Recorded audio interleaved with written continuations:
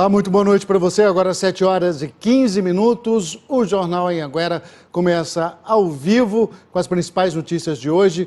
E nessa edição a gente começa com informações sobre um acidente muito grave, acidente gravíssimo no fim da tarde de hoje no Jardim Presidente, em Goiânia, envolvendo um ônibus do transporte coletivo.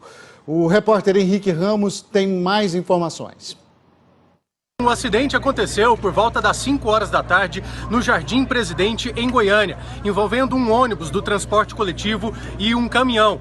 São poucas as informações confirmadas agora. A polícia, a perícia e o Corpo de Bombeiros ainda estão tentando confirmar a dinâmica do acidente, mas o que a gente tem de confirmado até agora é que foram 7 passageiros feridos gravemente. Eles foram levados para o Hugo, para o UGOL e para outras unidades de saúde de Goiânia e também de Aparecida de Goiânia. E, infelizmente, uma morte confirmada de um passageiro que tinha 29 anos de idade.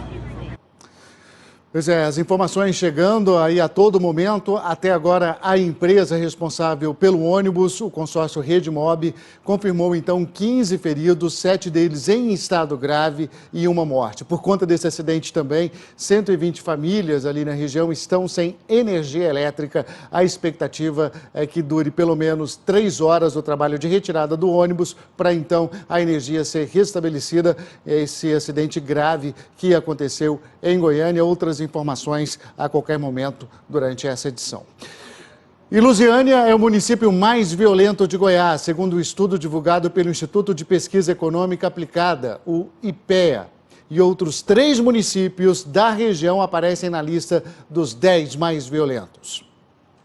Há 2 meses, a Nilza perdeu o sobrinho. Ele foi brutalmente assassinado com pancadas na cabeça. O corpo foi encontrado todo perfurado. Depois de 5 dias, a gente encontramos o corpo dele em um buraco, né? Assim, tipo uma cisterna.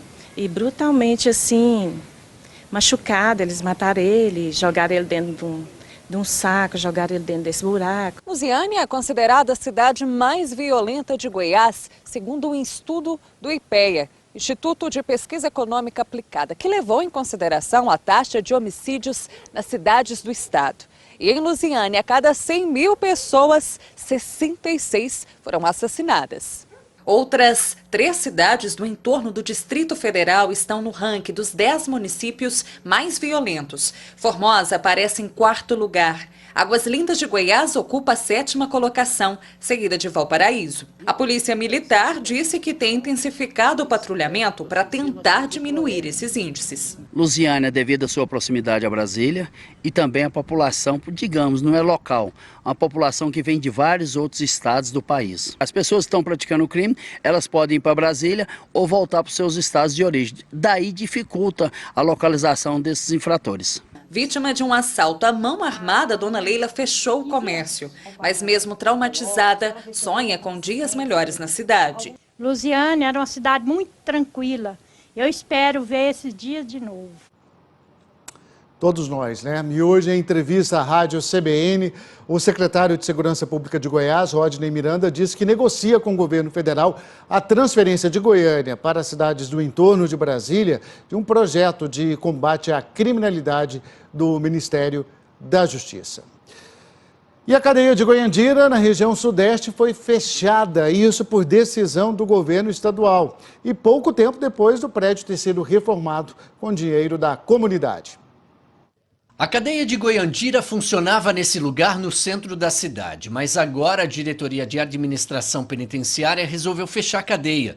A desativação da unidade foi por causa da pequena quantidade de presos que estava aqui. Com a transferência dos detentos, o governo espera economizar. Há 2 anos teve um motim nessa unidade e aqui tudo foi destruído. Com a ajuda da comunidade, o prédio aqui foi restabelecido. Foi feita uma reforma que custou quase R$ 103.500. Há 1 ano foi aberta novamente e agora está tudo vazio por aqui. O Ministério Público defendeu várias vezes o funcionamento da cadeia de Goiandira. O promotor está indignado por ver que a unidade está desativada. A DGAP, né, a Diretoria Geral de Administração Penitenciária, ela se comprometeu em uma reunião assinada pelo seu diretor da época, se comprometeu a assumir a unidade prisional desde que o Conselho da Comunidade reformasse. O Conselho da Comunidade cumpriu o seu papel, reformou, gastou dinheiro e a DEGAP, em pouquíssimo tempo, foi embora da unidade prisional, fechou, sem comunicar previamente ninguém. Os presos que estavam na unidade foram transferidos para o presídio de Catalão. Os funcionários que trabalhavam aqui também foram remanejados para outras cidades. Bom, a DGAP disse que avisou as famílias dos presos sobre as transferências e que existe respaldo legal para fechar a cadeia. O Ministério Público deve entrar nos próximos dias com um pedido na Justiça para tentar reverter essa decisão.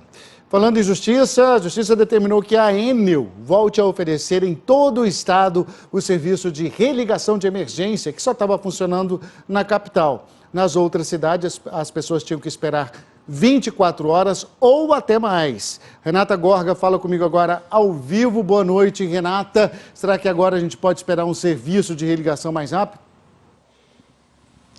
Oi, Luciano. Boa noite a você e a todos que acompanham o Jornal Anhanguera, segunda edição. Olha, essa liminar, ela deve beneficiar os clientes que tiveram fornecimento de energia interrompido por causa do atraso aí no pagamento das contas de energia. Antes dessa decisão, a Enel, ela tinha que religar a energia em até 24 horas após o pagamento. Com essa decisão, vai ser em até 4 horas. Essa mudança aconteceu após uma ação protocolada entre Ministério Público de Goiás, Defensoria Pública também do Estado e o PROCON. A Enel, caso não cumpra essa determinação, ela pode pagar uma multa de até R$10 mil. Nós procuramos a Enel, mas eles disseram que não iriam se pronunciar até que sejam notificados judicialmente. Luciano, eu volto com você no estúdio. Obrigado, Renata, falando ao vivo com a gente, direto de Lusiânia. Muito boa noite para você. Olha, em Anápolis, as câmeras de segurança flagraram um momento em que um ônibus desgovernado bateu num poste. Isso foi na Avenida Brasil Norte. O acidente foi anteontem, mas as imagens só foram divulgadas agora. O ônibus invadiu a calçada, bateu no poste e atingiu até a fachada de uma ferragista. Repare que 2 mulheres, por pouco, não foram atingidas. O motorista do ônibus, que transportava funcionários de uma empresa da cidade, estacionou o veículo e não puxou o freio de mão. Apesar do susto, ninguém ficou ferido.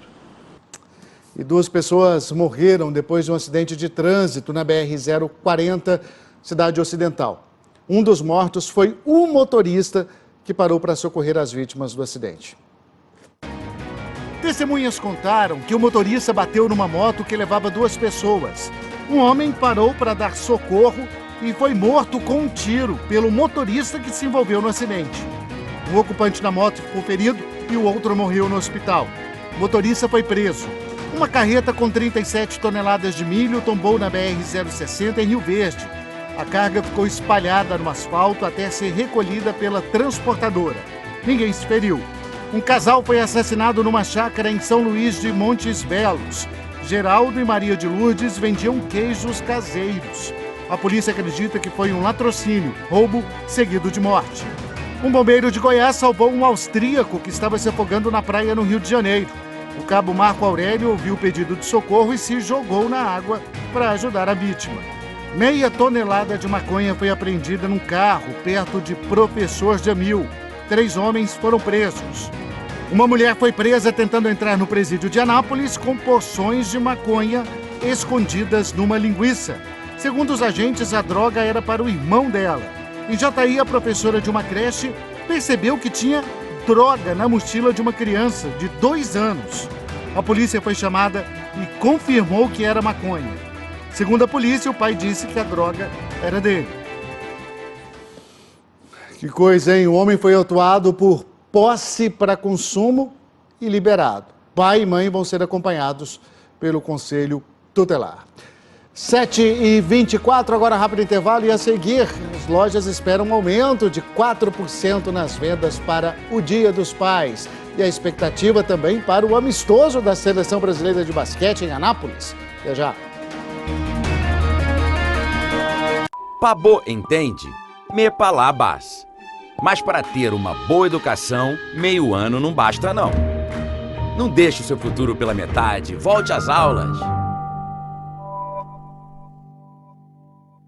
Promoção Dia dos Pais, que aqui pode mais. Mais ofertas incríveis, mais taxas especiais, mais acessórios de presente. Semana especial de ofertas Nova Veículos e Picapes, porque aqui os pais são especiais e podem muito mais. Não é fácil conviver com uma doença grave e que não tem cura. Mas a AIDS tem tratamento e pode ser controlada com medicamentos gratuitos. Quanto mais cedo o diagnóstico, melhor o resultado. Só que para quem prefere fechar os olhos, tudo fica mais difícil. Faça o teste de HIV e viva melhor. Uma campanha do UNAIDS, da Globo e de todo o Brasil.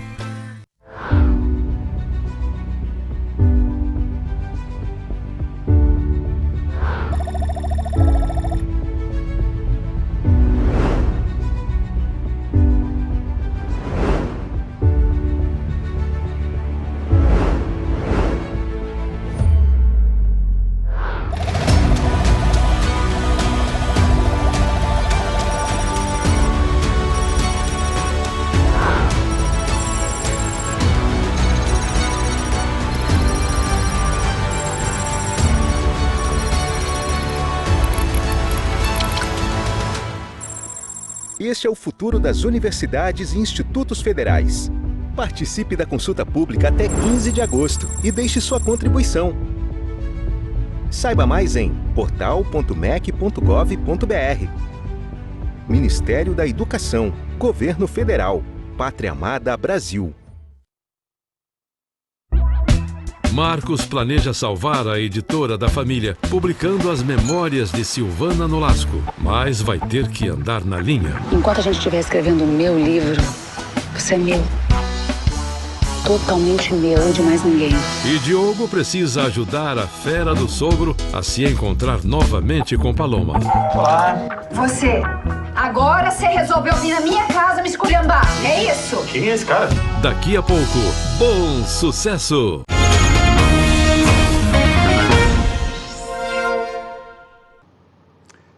7h27, estamos de volta para falar do Dia dos Pais que está chegando e a movimentação no comércio, a procura do presente ali para o paizão já começou. O aumento nas vendas em Goiás por conta da data deve ser de mais de 4% em relação ao ano passado.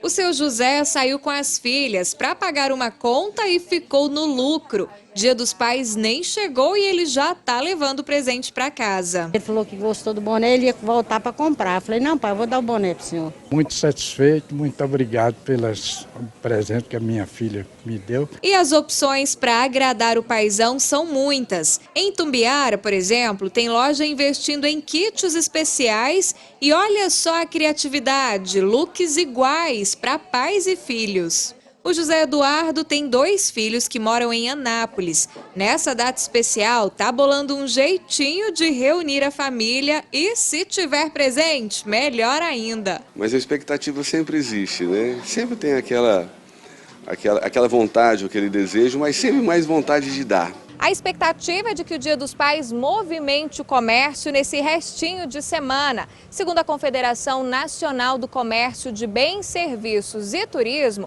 o aumento nas vendas deve ser de mais de 4% em comparação com o ano passado. Isso significa que a data deve movimentar mais de 16 milhões de reais no comércio goiano. Agora, mais importante do que o presente é a presença. É muito bom a gente estar junto com os filhos, com os sobrinhos, todo mundo junto com a família, né? Isso aqui que é o presente maior, né? Aproveitar essa presença, né? E olha, a Justiça negou hoje mais um pedido para que João de Deus fique em prisão domiciliar. Na decisão, a juíza Rosângela Rodrigues, da comarca de Abadiânia, disse que não há evidências de que o quadro de saúde de João de Deus tenha piorado e de falta de tratamento na penitenciária e que, portanto, ele deve continuar preso no complexo prisional em Aparecida de Goiânia, onde está desde dezembro. João de Deus responde a 11 ações na Justiça, 9 por crimes sexuais e 2 por porte ilegal de armas.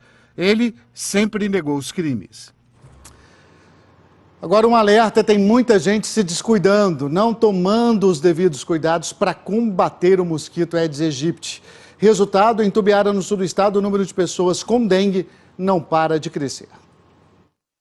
Até na seca, a dengue está preocupando. Só ontem, 8 pessoas procuraram atendimento com sintomas da doença. Uma situação que deixa as autoridades de saúde de Itumbiara em alerta. Não é normal que tenha aí, ou tenhamos aí casos de dengue num período desse. Mas falamos o tempo todo que dengue, ou o que o mosquito Aedes provoca, é de janeiro a janeiro. E a maior dificuldade no combate ao mosquito é que, na maioria dos casos, o foco está dentro das casas. Que é na pia, que é no ralinho do banheiro, que é ainda nas caixinhas de descargas, que muitas não têm a tampa. Nós temos as questões das geladeiras, dos climatizadores, dos bebedouros. Itumbiara ocupa a 10ª colocação, com 2.491 casos notificados da doença. Até agora, 998 foram confirmados. A única saída para acabar de vez com a dengue é eliminando o mosquito. O trabalho de prevenção é o mesmo e é possível controlar. Cuidado sempre, né? Mesmo com o tempo seco, e o tempo segue firme nessa sexta-feira. E atenção para a umidade do ar em queda.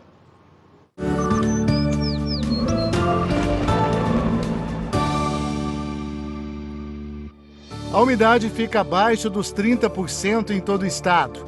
E a temperatura varia muito durante o dia. Mais frio pela manhã no leste de Goiás. A máxima chega a 33 graus em Porangatu, 31 em Jataí e Itumbiara. Rio Verde, 30.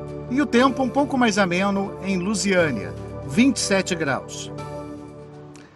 Daqui a pouco, 7 horas e 31 minutos, daqui a pouco tem amistoso da Seleção Brasileira de Basquete em Anápolis. O adversário é o Uruguai. Vamos ver como é que está a expectativa? Liliane Bueno conversa pra gente, porque esse jogo aí faz parte da preparação para o Mundial do mês que vem, né, Liliane? Boa noite.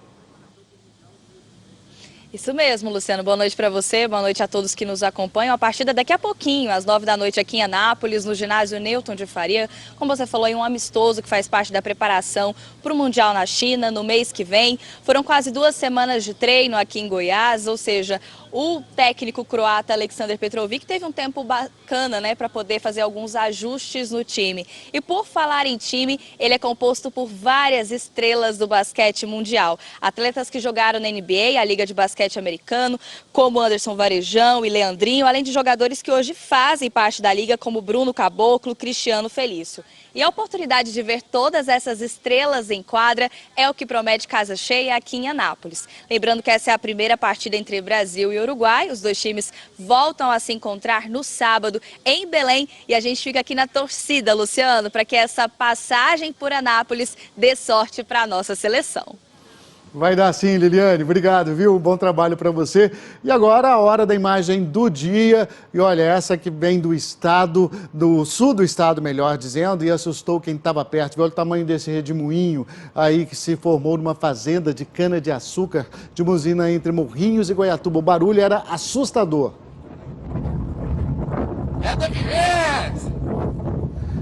Todo mundo saiu correndo aí do que parecia até um tornado, né? Esse redemoinho passou perto da máquina agrícola, depois foi ali para o abrigo dos funcionários, cobriu o abrigo também. Essas imagens são do dia 29 de julho, mas só foram divulgadas e confirmadas agora. Segundo os meteorologistas, o fenômeno é mais comum nessa época de seca e ventos fortes nas áreas de plantio. Tá? Aí ninguém ficou ferido aí nessa região, depois dessa passagem do redemoinho. E a gente vai chegando ao fim aqui dessa edição do Jornal Anhanguera, segunda edição, dando boa noite para você, agradecendo a sua companhia e hoje com imagens de Lusiânia, imagens ao vivo para você.